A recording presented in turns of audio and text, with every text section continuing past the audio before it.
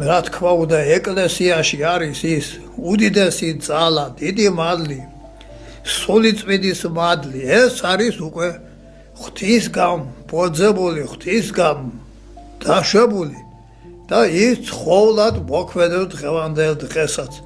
ადამიანი უნდა ცდილობდეს, რომ მიიღოს სულიწმიდა. აი ეს არის მეტამნიშნულოვანი. აი ეს შეგნებაში უნდა შეუშვას. ქრისტეს სიტყვები დაიმახსოვროს, რომ ეს მე რომ წავალ თქვენთან მოვალ ნუგეშინის მწემელიო.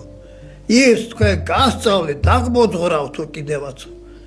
და რაც გაუგებარი გექნება საკითხები, იმაც გაგაცნობიერო და განგასწავლითო.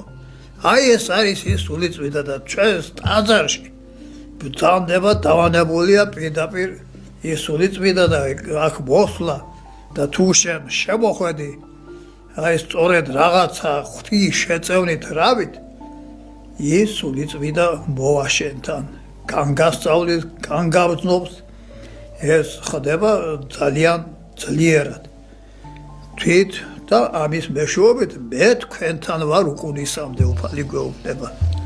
აი ეს არის მეტამნიშნულოვანი.